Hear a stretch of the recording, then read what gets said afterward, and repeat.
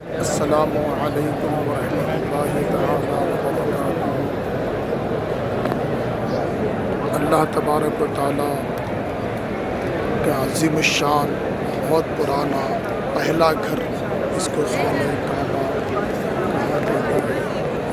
عظیم الشان مبارک گھر جس کی طرف لوگ لپک کر کے آتے ہیں۔ آج اس ناچیز کو یہاں پر آنے کا دوبارہ موقع ملا، اور جتنے لوگ ہمارے ساتھ میں آئے ہیں اور جس کسی نے بھی ہم سب سے دعا کے لیے کہا ہے، اللہ تبارک و تعالیٰ کی بارگاہ میں دعا کرتا ہوں کہ اللہ تمام کی دلی تمناؤں کو، آرزوؤں کو، التجاؤں کو پورا فرمائے، قبول فرمائے۔ اللہ تمام کے روزی رزق میں برکتوں کا نزول فرمائے۔ تمام کے واسطے میں دعا کروں گا، جس چیز کے بارے میں آپ نے میرے خود سے دعا کے لیے کہا ہے، کسی بھی حاجی کے لیے دعا کے لیے کہا ہے، سب کے واسطے میں دعا کروں گا۔ رب تبارک و تعالیٰ تمام کی دعاؤں کو اپنی بارگاہ میں قبول فرمائے۔ آمین یا رب العالمین۔ رب تبارک و تعالیٰ کی ذات بہت ہی عظیم الشان ذات ہے، بہت بڑی ذات ہے۔ پروردگار عالم مولا کریم عظیم ہے، عظیم ہے، عظیم ہے۔ اس کا کوئی جوڑی دار نہیں، وہ تنہا ہے، اکیلا ہے۔ اللہ تبارک و تعالیٰ ایک ہی سب کی سنتا ہے۔ اللہ تبارک و تعالیٰ کی بارگاہ میں دعا کروں گا کہ اللہ تعالیٰ تمام کو یہاں پر آنا نصیب فرمائے۔ یہ عظیم الشان گھر دیکھ لیجئے، کتنا عظیم الشان، سبحان اللہ۔ اس عظیم الشان گھر کو بنانے کے لیے جب حضرت آدم علیہ السلام نے رب کی بارگاہ میں عرض کی، مولا میں نے آسمانوں پر بیت المعمور فرشتوں کا قبلہ دیکھا ہے، پروردگار عالم میں چاہتا ہوں، مولا کریم میں چاہتا ہوں کہ زمین پر تیرا گھر بناؤں۔ تو حضرت جبریل علیہ السلام تشریف لائے۔ انہوں نے جہاں پر ابھی خانہ کعبہ ہے دیکھ سکتے ہیں، اس کے بالکل نیچے پایا انہوں نے کھدوایا، 7 زمین تک وہ پایا کھدوایا۔ سبحان اللہ۔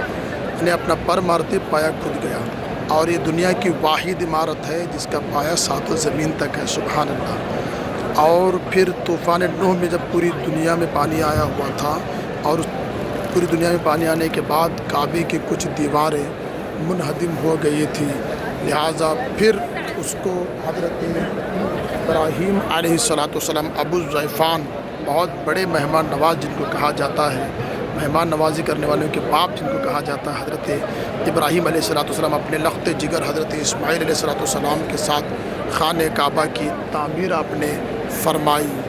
اور اس کا پایا معلوم کرنے کے لیے ایک روایت میں یہ ہے کہ بادل نے آ کر کے کہاں کہاں پایا کھدوایا گیا تھا حضرت آدم علیہ السلام کے زمانے میں، وہاں تک آ کر کے بادل نے سایہ کیا تھا، پھر اس کو صحیح کر دیے، یا تو پھر ہوا نے آ کر کے اتنی جگہ کو صاف کروا دیا۔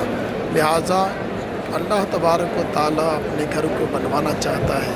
یہ بھی کیا عظیم شان گھر ہے خانہ کعبہ۔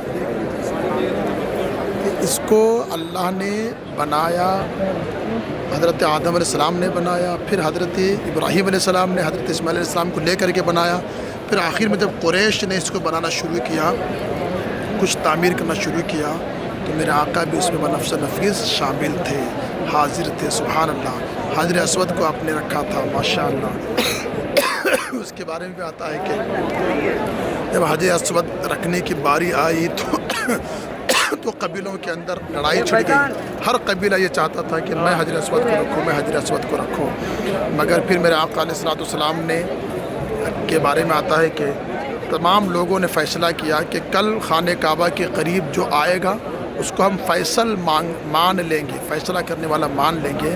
جب صبح ہوئی تو دیکھا کہ وہاں پر سرکار دو عالم صلی اللہ علیہ وسلم تشریف لائے ہیں، لہٰذا میرے آقا علیہ السلام کے آنے پر سب نے کہا کہ ہاں یہ ہمارے فیصل ہیں۔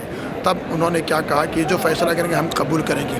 میرے آقا نے ہر قبیلے کے 2 افراد کو بلایا، پھر آپ اپنی نورانی چادر کو نکالا، نیچے بچھایا، اور اس پر حجر اسود کو اپنے ہاتھوں سے رکھا، اور ہر قبیلے والے سے کہا کہ اس کو اٹھاتے جائیں۔ جیسے اٹھاتے گئے، جہاں حجر اسود رکھنے کی جگہ آئی تو میرے آقا نے اپنے ہاتھوں سے اٹھا کر کے حجر اسود کو رکھا۔ سبحان اللہ، سبحان اللہ۔ اللہ تبارک تعالیٰ کے حبیب نے حجر اسود کو چوما ہے۔ عمر فاروق اعظم رضی اللہ عنہ فرماتے ہیں کہ حجر اسود سن لے تجھے میرے آقا نے چوما، اس لیے میں تجھ کو چوم رہا ہوں۔ تو پتھر سے زیادہ کچھ نہیں ہے، آپ نے فرمایا تھا۔ رب تبارک و تعالیٰ کی عظیم الشان کاریگری ہے اس کا، اللہ تبارک و تعالیٰ کا احسان ہے کہ اس نے ہمیں یہاں پر بلایا۔ نورانی ٹور اینڈ ٹریولز کی جانب سے قافلے رواں دواں ہوتے رہتے ہیں اور سیدھا حرم شریف کو آتے ہیں، جتنا ہو سکے اتنا خدمتیں ان کی کی جاتی ہیں۔ اللہ تبارک و تعالیٰ عبادتوں کو ریاضتوں کو اپنی بارگاہ میں قبول فرما۔ آمین رب العالمین۔ السلام علیکم ورحمۃ اللہ۔